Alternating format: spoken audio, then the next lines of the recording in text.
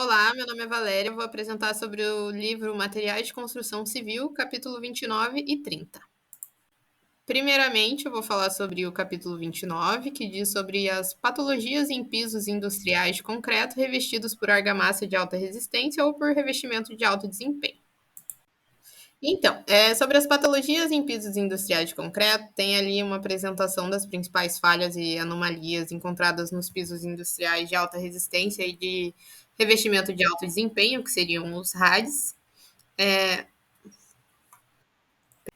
Então, introduzindo o assunto, os pisos industriais, eles são estruturas em concreto, né? Eles são revestidos e eles garantem ali a resistência à abrasão, ao impacto ou outras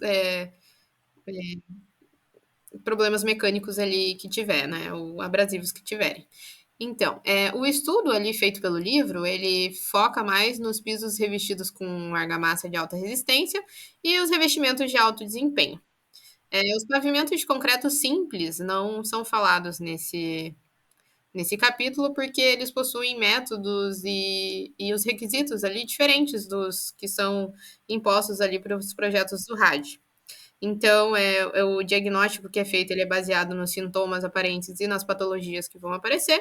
E o objetivo aqui é oferecer as soluções práticas para evitar as patologias que tem e para corrigir essas patologias. Então, agora definindo, né, o que é um piso de alta resistência, que seria a sigla PAR. É um revestimento de argamassa de alta resistência mecânica, que ele é utilizado para aumentar a dureza superficial mesmo, para garantir a resistência em si. E ele oferece a maior resistência à abrasão e aos impactos de cargas intensas, pesadas.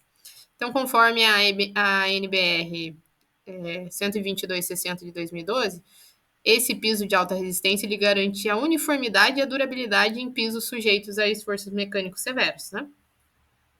Então, e o revestimento de alto desempenho, que seria o RAD, ele é um produto composto por resina epóxi, né? Quimicamente alterado ali, porque ele possui uma alta aderência e uma resistência química. Ele é feito com ali endurecedores e agregados minerais para aumentar a resistência. E ele é utilizado em áreas industriais críticas que necessitam ali de uma maior resistência. E ele é definido ali pela NBR 140/50 de 1998. E ele pode conter diferentes tipos e camadas conforme o tipo de uso que ele vai ser aplicado. Então, aí vai ter os tipos de sistemas par, que seria ali o úmido sobre úmido, que vai ser feito com a aplicação da argamassa sobre o concreto ainda plástico, né? Vai estar ali no início do endurecimento, e para isso é necessário garantir que a superfície rugosa não vai ter água nem a nata ali do concreto, não vai ter água por cima, para assegurar que a superfície fique aderente ali entre as camadas. E isso tudo isso vai formar um bloco monolítico. Também vai ter o úmido sobre seco, que vai ser a aplicação da argamassa sobre o concreto curado ali por no mínimo 7 dias. E isso requer ali uma limpeza rigorosa durante o processo e vai ter uma saturação de base durante 24 horas e o uso de ponte de aderência para garantir a aderência e para que essa aderência seja eficaz entre todas as camadas. O próximo tópico é a preparação do sistema úmido sobre seco, né? Antes da aplicação do par, a base do concreto ela tem que ser rigorosamente preparada. E essa preparação ela vai envolver uma limpeza, vai remover ali toda a poeira, óleo ou qualquer outro contaminante que tiver ali por cima.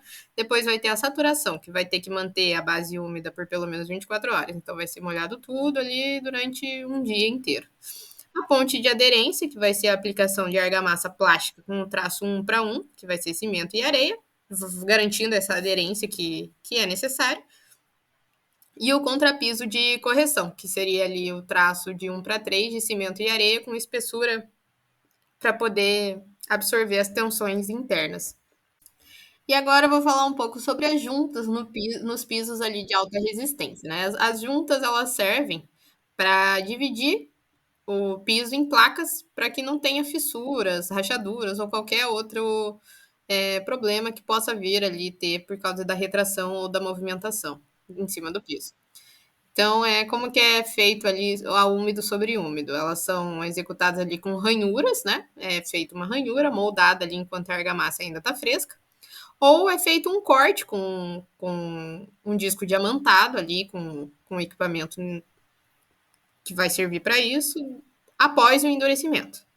Então, além de tudo isso, precisa ser feita uma selagem obrigatória após a limpeza ali dessas juntas, desse piso. E também tem o úmido sobre seco, que eles utilizam ali perfilados metálicos ou plásticos fixados com argamassa para que não tenha essas fissuras. E essas dimensões padrões, a dimensão padrão das placas é de no máximo 3,5 metros e por aí. E como que é feita a cura desses pisos de alta resistência, né? A cura ela precisa ser feita, senão ela não vai ter a resistência mecânica e vai ter fissuras. Então a cura inicial ela é feita com uma película líquida ali de 100 ml por metro quadrado, para evitar a perda de umidade ali para o piso ficar curando adequadamente. E a cura úmida é 7 dias um salco de algodão e estopa sempre umedecidos para que o piso fique sempre úmido. E tem que evitar ali o uso prematuro antes da cura completa, né? Se não fizer esse processo, pode resultar microfissuras e a redução da durabilidade do piso. E como que funciona o controle de qualidade, né, do par? A amostragem ela deve seguir os critérios ali conforme a NBR 12260. Então, é necessário fazer ensaios da resistência à compressão, da tração e da abrasão.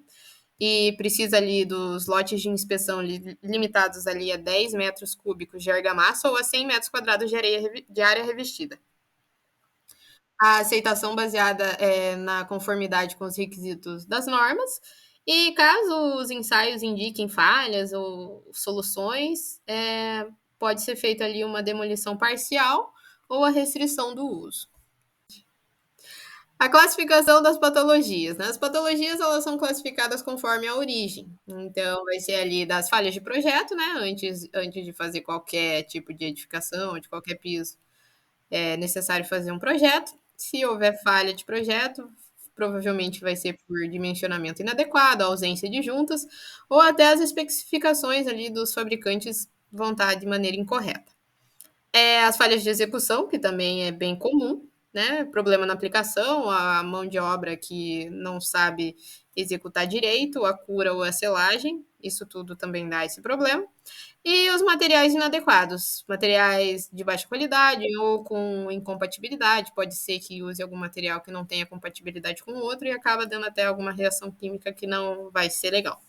E o uso de manutenção o uso ou manutenção inadequados, né? A sobrecarga, a falta de inspeção e os reparos que deveriam ser feitos e não vão ser.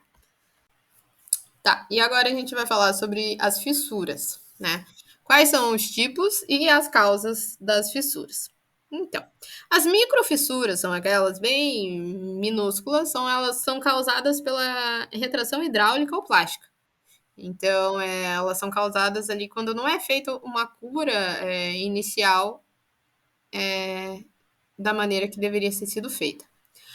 Se a fissura paralela juntas, elas ocorrem por aderência ou aderência deficiente entre as camadas ou espessura reduzida próxima à junta. Né? Então, a espessura fica menor do que deveria. Ou fissuras radiais, elas indicam falha na compactação ou baixa resistência do substrato que foi ali empregado no piso. E as perpendiculares adjuntas, ela é resultado da retração desigual entre as camadas dos pisos. Agora sobre as placas trincadas. As trincas, elas dividem as placas em várias partes ali e vai comprometendo toda a funcionalidade ali daquela placa.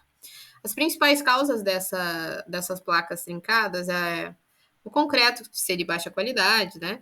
A espessura inadequada de base, ou muito grande ou muito pequena, a baixa capacidade de suporte da subbase, que deveria ter sido feita de uma maneira melhor, e a progressão de fissuras paralelas ou perpendiculares. Então, se já era existente essas fissuras paralelas, aí vão trincar a placa inteira.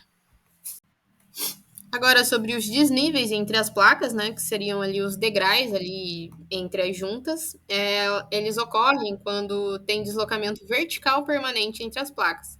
E os principais fatores desses deslocamentos é a perda de eficiência nas juntas, que vai comprometer toda a estabilidade ali das placas. Também pode ser o assentamento ou a erosão da subbase, que isso vai comprometer também o nível que as juntas estão. E o bombeamento, que desloca, né, ali com a pressão, desloca ali os materiais finos sobre a base, causando o recalque ali, acaba causando o desnível.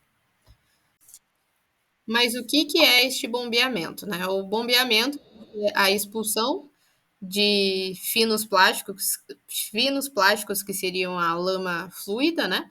Pelas juntas e as trincas, devido à passagem de cargas móveis. Então, se passou ali um veículo em cima, pode ser que tenha esse problema.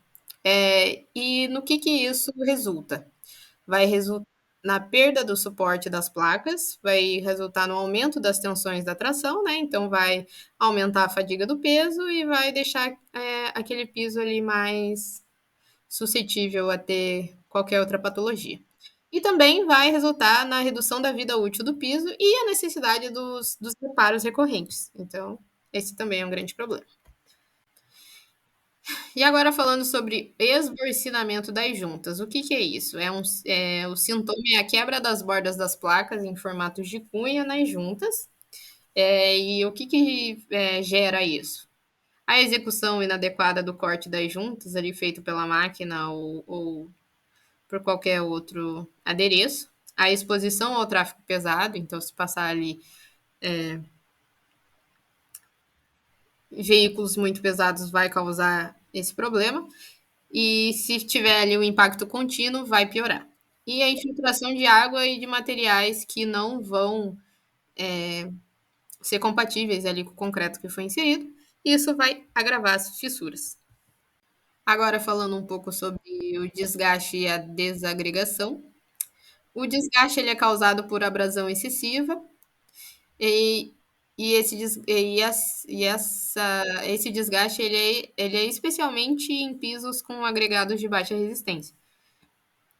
A desagregação ocorre por ações químicas ou esforços mecânicos. Então, é, são essas as causas. E as causas comuns entre o desgaste e a desagregação são a relação de água e cimento. Se tiver a água e cimento muito elevado, pode causar esses dois problemas. E também o polimento inadequado ou o uso da argamassa de baixa resistência. Isso também pode causar. O próximo problema seria o descolamento. E o que é o descolamento? É uma falha na aderência entre as camadas do piso. Geralmente esses pisos eles são entre a base de concreto e o contrapiso. E os fatores que geram isso são uma superfície da base mal preparada, com sujeira ou com óleo, ponte de aderência mal aplicada ou sem um traço adequado, e a cura insuficiente das camadas do piso ou espessura inadequada. Outro problema também é o empenamento, né? E o que é o empenamento? É a deformação das placas devido à retração diferencial entre a argamassa de alta resistência e o contrapiso, e ele se intensifica quando tem uma deficiência na cura do piso. Também quando tem a redução da espessura da argamassa nas bordas e a falta de aderência entre as camadas. A gente também tem como um problema as manchas no piso, né? As manchas ou as variações de tonalidade, elas podem ocorrer devido a fatores. Os principais são as diferenças na granulometria ou contaminação dos agregados, o polimento inadequado ou vibração excessiva e o uso de materiais contaminados ou falhas no processo de cura. Tudo isso vai afetar a aparência e a funcionalidade do piso.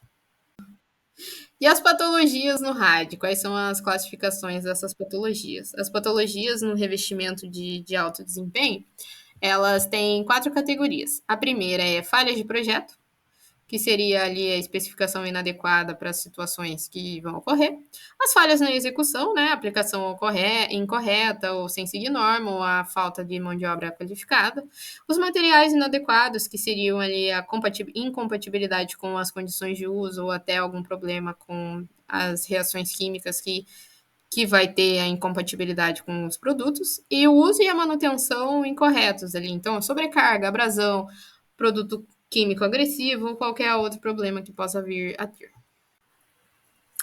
E sobre as fissuras no RAD, né? As fissuras vivas, elas são que são as sujeitas à movimentação e variação de amplitude, e elas devem ser mantidas e tratadas durante o uso. As fissuras mortas, elas são estabilizadas, então elas vão continuar do mesmo jeito e elas podem ser corrigidas antes da aplicação do RAD. E esse diagnóstico dessas fissuras, elas devem considerar a localização, a configuração e o momento do surgimento também, para que consiga fazer o diagnóstico correto. Agora falando sobre o desgaste prematuro no RAD, né? Esse desgaste ele ocorre quando o RAD ele é submetido ao uso inadequado ou aplicação incorreta. E quais que são as principais causas, né? O uso antes da cura completa da resina, exposição a agentes químicos ou abrasivos durante a cura e as alterações no layout que mudam as solicitações sobre o piso. E agora sobre o empolamento e descolamento no RAD, eles formam bolhas devido às falhas na aderência, né, do RAD e da base. E os principais fatores vai ser a base de concreto muito lisa ou contaminada por algum fator externo, a umidade ascendente na base ou aplicação de um primer que vai ser feita de maneira inadequada, ou a presença do solvente residual na base antes da aplicação do RAD. Esses são os problemas de empolamento e descolamento. E como que é feito o diagnóstico dessas patologias, né? Existem ali métodos para a identificação das causas e um deles é ali a revisão do projeto, as especificações e execução para que não tenha nenhum problema na hora de executar. Os ensaios no piso, que também são muito importantes. Os ensaios do piso, principalmente da base de concreto, do contrapiso e da subbase, para poder fazer os ensaios. O mapeamento das fissuras de outras anomalias e a importância das informações sobre os materiais. Então, é necessário que use materiais adequados e materiais de boa procedência para que não tenha esse tipo de problema. E quais medidas preventivas eu posso ter? No projeto, eu preciso especificar corretamente os materiais e as juntas. Na execução, precisa estar tudo muito limpo, com a cura adequada e a aderência muito boa ali entre as camadas. A manutenção ali, inspecionar regularmente, realizar os reparos caso tenha algum problema de patologia. E esses reparos têm que ser feitos ali nas juntas e nas selagens, e o controle de qualidade em si, que vai ser realizar os ensaios normativos para assegurar o desempenho. E concluindo sobre esse capítulo 29, né, a conclusão é que a durabilidade dos pisos industriais ele vai depender ali da combinação do projeto, da execução adequada, né, e também da manutenção feita da maneira correta e de maneira contínua.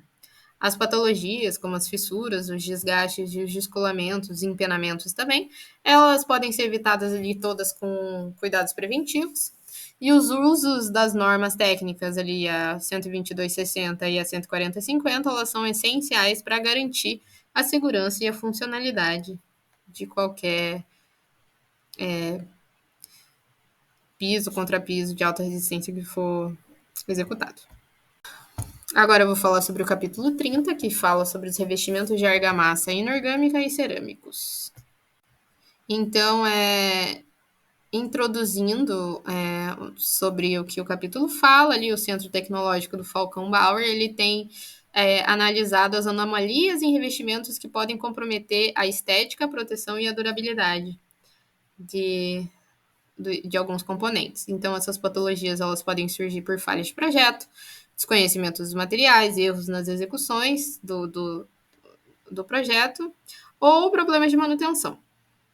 E esse livro ele aborda ali as anomalias frequentes que são diagnosticadas nos últimos anos, como os descolamentos, as fissuras e fluorescências, e vai tratar das causas e das soluções.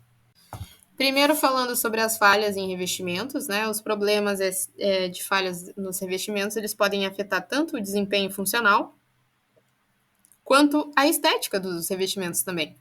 E essas falhas, as mais comuns, tem os descolamentos de argamassa, as fissuras estruturais, as vesículas e as manchas. Cada patologia que ocorre, elas têm causas específicas relacionadas à qualidade dos materiais ou à técnica de execução, até as condições ambientais também. E tem que compreender que essas causas, tem que compreender a causa e o porquê da causa para prevenir e corrigir essas anomalias todas.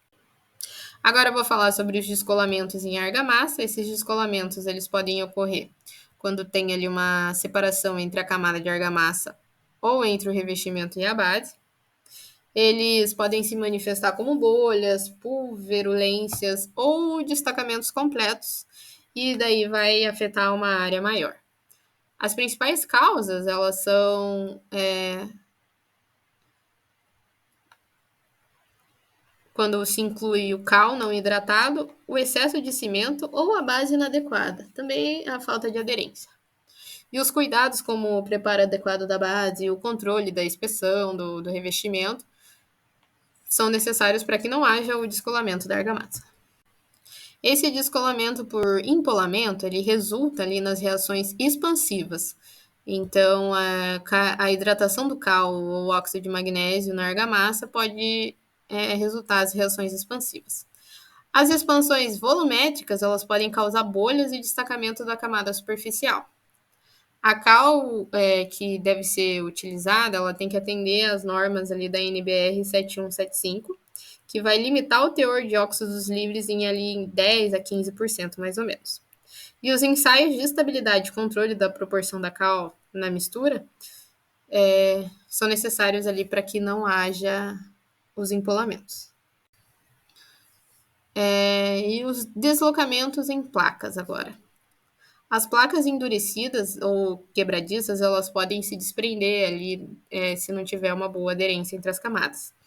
A aplicação feita de mau jeito, ela pode... A aplicação do chapisco, né, feita de mau jeito, ou de superfícies muito lisas, elas vão agravar todo esse problema e vão deixar mais propício ao descolamento em placas. E o preparo da base deve incluir ali a remoção total dos resíduos e aplicação de chapisco, e esse chapisco tem que ser adequado e o controle de espessura.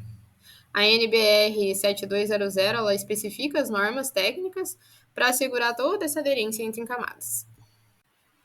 Agora sobre o descolamento com pulverulência.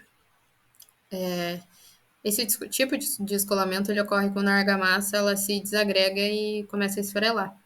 Então, toda a camada de reboco vai ser toda comprometida. As causas desse descolamento, elas incluem ali a aplicação prematura da pintura sobre a argamassa. Então, se não tiver a cura da argamassa e aplicar pintura, pode acontecer isso. E as proporções erradas de água ou de materiais vencidos também pode acontecer. E também a necessidade ali de respeitar o tempo mínimo de 30 dias antes de pintar, para evitar que as misturas excessivamente líquidas possam causar o descolamento. Então, é necessário ali que tenha um controle rigoroso dos materiais usados para que minimize os riscos de pulverulência. Agora, sobre os revestimentos cerâmicos. Os revestimentos cerâmicos, as falhas incluem ali os descolamentos, trincas, as faltas de juntas de movimentação, que isso tudo vai acarretar na quebra do revestimento, do descolamento e tudo isso. A base ela precisa estar limpa, nivelada e com a espessura correta, porque se não tiver com a espessura correta, depois vai ter problema. Precisa utilizar argamassa colante de qualidade e precisa ser feita a manutenção preventiva. E a norma ainda especifica que a espessura total da argamassa tem que variar entre 20 milímetros e 80 milímetros, dependendo do tipo de revestimento. E como que é feito o preparo da base? Então, as bases elas têm que ser niveladas, não pode ter poeira, não pode ter gordura ou materiais friáveis que podem comprometer ali a aderência dos revestimentos cerâmicos. O chapisco ele tem que ser rugoso e tem que ter uma espessura controlada, porque senão pode causar retração, e causando a retração, causa a patologia depois.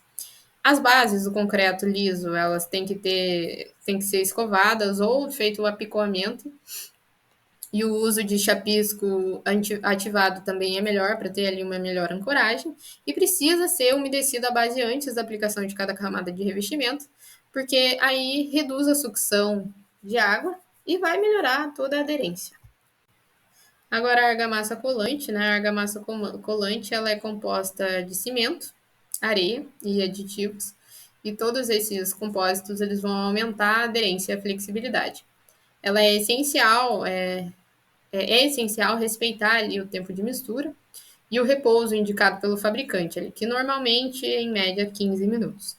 Após o preparo, a argamassa ela tem que ser utilizada em até 2 horas, 2 horas e meia, porque senão dá o tempo de pega e não funciona mais. A NBR 14081 ela define os requisitos de resistência e a classificação da AC1, AC2 e AC3. Agora falando sobre placas. Agora, as juntas de movimentação. As juntas, para que elas servem? Né? Elas aliviam as tensões causadas pelas variações térmicas, pelas variações de umidade ou deformações estruturais qualqueres. As normas, como a EBNT 13755, ela especifica ali o espaçamento de mínimo de 6 metros em fachadas externas de juntas de movimentação. Se não tiver as juntas, pode ser que tenha trincas, e ela é uma das principais causas de ter trinca e descolamento nos revestimentos cerâmicos. E essas juntas elas têm que ser preenchidas com material flexível e vedado, como os selantes elastoméricos. Agora, sobre as juntas de assentamento. Elas são fundamentais para absorver as variações dimensionais e evitar as infiltrações. Elas devem ter largura mínima ali de 5 milímetros para fachadas, conforme a ABNT 1355. E antes do rejuntamento é necessário verificar se as placas não apresentam um som cavo.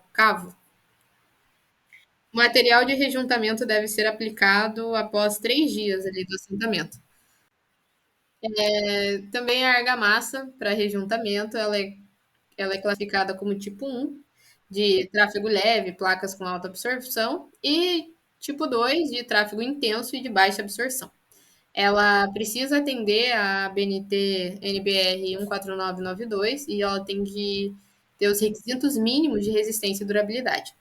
A qualidade do rejuntamento, ela vai influenciar diretamente na resistência e a resistência desse revestimento para a infiltração. E para ambientes agressivos, é necessário que você consulte o fabricante para você descobrir qual que é e especificar qual que é o material mais adequado para cada caso que você vai, vai fazer. E quais que são as deficiências na execução de todos esses processos, né? Dos cerâmicos. As técnicas inadequadas do assentamento, né? Que vão comprometer a durabilidade do revestimento. O método da dupla camada. Se não tiver a dupla camada, não vai ter um aumento de aderência, então pode ser que dê algum problema. As ferramentas desgastadas, se tiver uma desempenadeira desdentada, pode reduzir ali a qualidade do assentamento. E precisa respeitar o tempo em aberto da argamassa, porque senão pode ser que não tenha a fixação adequada para colocar o revestimento. E as fissuras em revestimentos de argamassa, né? As fissuras, elas surgem por retração hidráulica, que seria ali o consumo excessivo de cimento, ou condições de ambientes adversas. As bases mal preparadas, sem a molhagem adequada, isso vai tudo intensificar a incidência das fissuras. O uso de traços proporcionados como 1:2:9, isso vai reduzir as tensões internas e vai promover a elasticidade, então vai causar fissura. E a execução em camadas com diferentes proporções de aglomerantes vai prevenir as rupturas. E sobre as fissuras relacionadas à estrutura, as deficiências no encunhamento da alvenaria e as deformações do concreto vão gerar fissuras visíveis, né? As bases de baixa resistência ou de blocos ainda verdes podem causar retração e falha no revestimento. As alvenarias elas têm que ser encunhadas em 30 dias para evitar que vai ter a fissuração por retração de argamassa.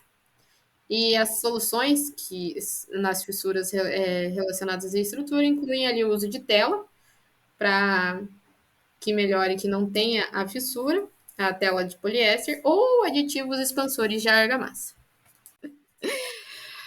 Então, agora sobre umidade nos revestimentos. A umidade ela vai contribuir para que patologias como mancha, bolor, eflorescências ou descolamentos apareçam, né?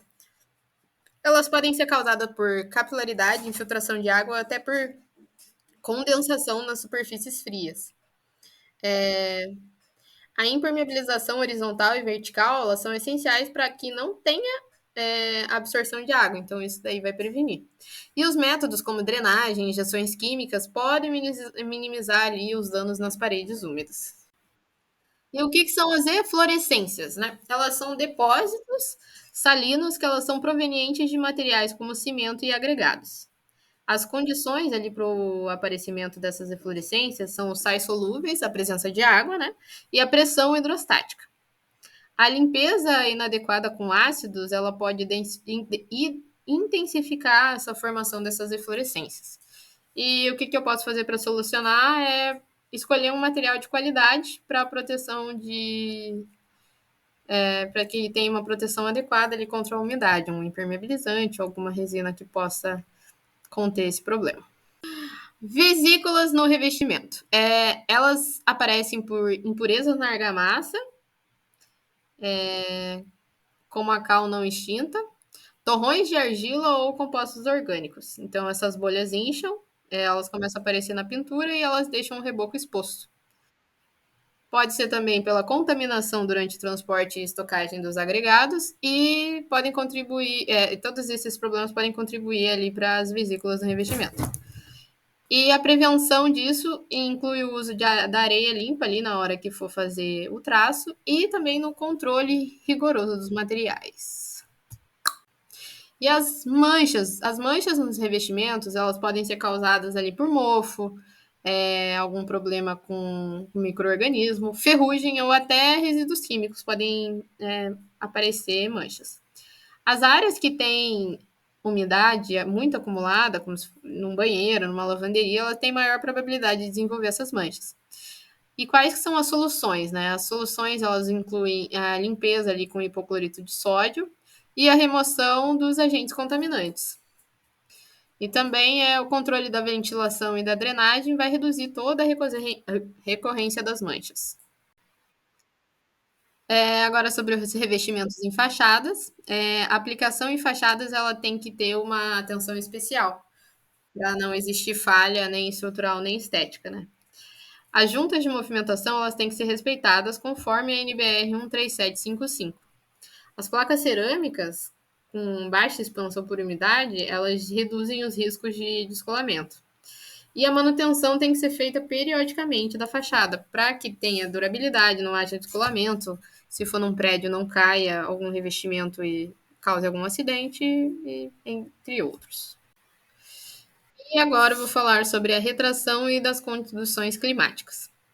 Quando se tem ali climas quentes e secos, pode ser que aumente as tensões na argamassa devido à perda de água. Então você precisa fazer a molhagem adequada da base e a cura controlada, porque senão pode ter algum problema. Primers podem ser substituir ali a molhagem em áreas com fortes incidências solares, até porque às vezes não tem ali água para poder molhar. E também camadas finas e de traços bem proporcionados podem minimizar os efeitos da retração. Agora, sobre o controle de qualidade dos materiais, é necessário fazer ali os ensaios de aderência, estabilidade e retração para garantir ali o desempenho do revestimento. A BNT 7175, ela limita o teor de óxidos livres na cal utilizada. Os materiais fora do prazo e fora do prazo de validade, com proporção inadequada, eles precisam ser descartados porque eles não vão mais ter uso. não vai estar o uso correto desses materiais. E as amostras de argamassa têm que ser testadas regularmente para verificar a conformidade.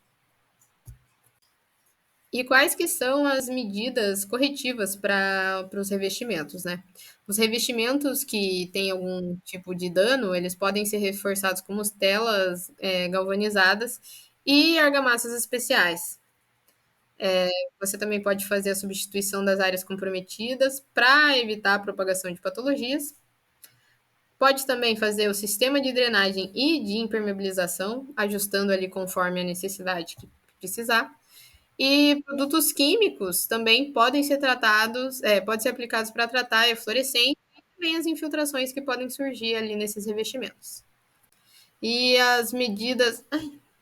E concluindo esse capítulo, os revestimentos danificados eles podem ser reforçados ali com as telas galvanizadas. Pode-se substituir as áreas comprometidas ali para evitar a propagação. Os produtos químicos podem ser utilizados sempre seguindo as especificações dos fabricantes e sempre realizando a manutenção contínua para não ter nenhum tipo de problema.